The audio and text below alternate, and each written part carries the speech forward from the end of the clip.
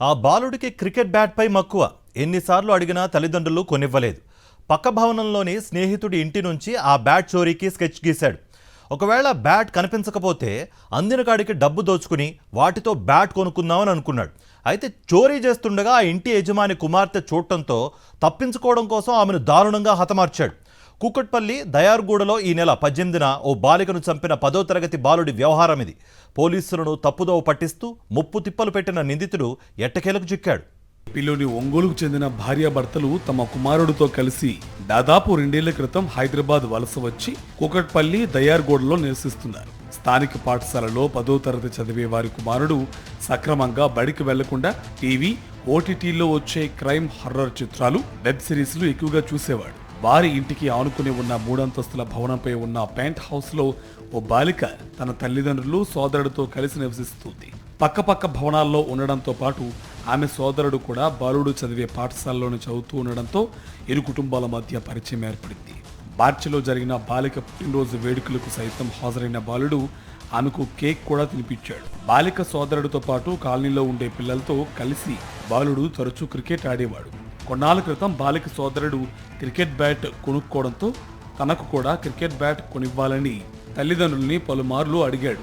వారు కొనకపోవడంతో బాలిక ఇంట్లో చోరీకి స్కెచ్ వేశాడు. తరచూ బాలిక ఇంట్లోకి వెళ్ళి వస్తుండడం వల్ల ఆ ఇంట్లో ఏవి ఎక్కడున్నాయో తెలిసిన బాలుడు ఆ ఇంట్లో ఎవరూ లేని వేళ బ్యాట్ కాజేసి ఆపై సాక్ష్యాధారాలు లేకుండా చేసేందుకు గ్యాస్ లీక్ ద్వారా ఇంటికి నిప్పంటించాలని కుట్రపన్నాడు. ఇందుకోసం వచ్చిరాని ఆంగ్లంలో ఓ పేపర్పై రాసుకుని చివర్లో మిషన్ డన్ అని రాశాడు. చోరీ కోసం పథకం వేసిన బాలుడు ఈ నెల 18న బాలిక, ఆమె సోదరుడు స్కూలుకి వెళ్ళిపోతారని, తండ్రి మెకానిక్ షాప్కి, తల్లి విధులకు వెళ్తుందని భావించాడు. అయితే బాలిక చదువుతున్న స్కూల్లో స్పోర్ట్స్ మీట్ ఉండడంతో 4 రోజులు సెలవులు ఇచ్చారు. దీంతో ఆమె మాత్రం ఇంట్లోనే ఉండిపోయింది. ఈ విషయం తెలియని బాలుడు బాలిక ఇంట్లోకి వెళ్ళాడు. తలుపు తీసి ఉండడంతో నేరుగా లోపలికి వెళ్లి చోరీకి ప్రయత్నించాడు. అదే సమయంలో లోపల గదిలో నుంచి హాల్లోకి వచ్చిన బాలిక బాలుడిని చూసింది.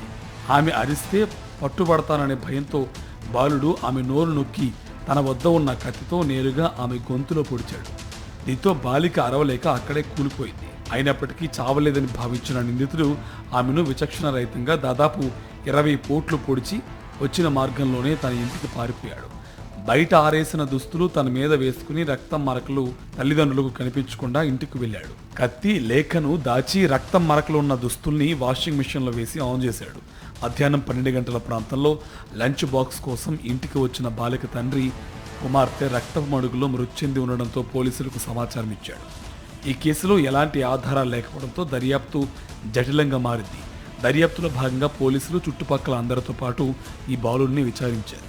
అయితే పోలీసులను తప్పుదోవ పట్టించేలా అతను బాలుడి ఇంటి నుంచి డాడీ డాడీ అంటూ అరుపులు వినిపించాయని చెప్పి బాలిక తండ్రిని అనుమానితుడిగా చేశాడు.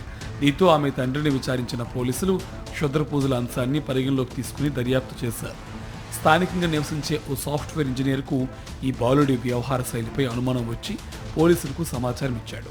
దీంతో బాలుడి స్కూల్కి వెళ్లిన పోలీసులు బాలిక హత్య విషయమై ప్రశ్నించారు. అతడు పొంతనలేని సమాధానాలు చెబుతుండడంతో ఇంటికి తీసుకువెళ్లి తల్లిదండ్రుల సమక్షంలో సోదాలు చేశారు. దీంతో కత్తి, రక్తం మార్కలతో ఉన్న దుస్తులు, లేఖ లభించాయి. బాలుడిని అదుపులోకి తీసుకున్న పోలీసులు విచారణ చేస్తున్నారు. చోరీ తర్వాత ఆధారాలు దొరకకుండా ఇంటిని గ్యాస్ లీక్ చేసి కాల్చాలని బాలుడు కుట్ర పన్నినట్టు భావిస్తున్నారు పోలీసులు.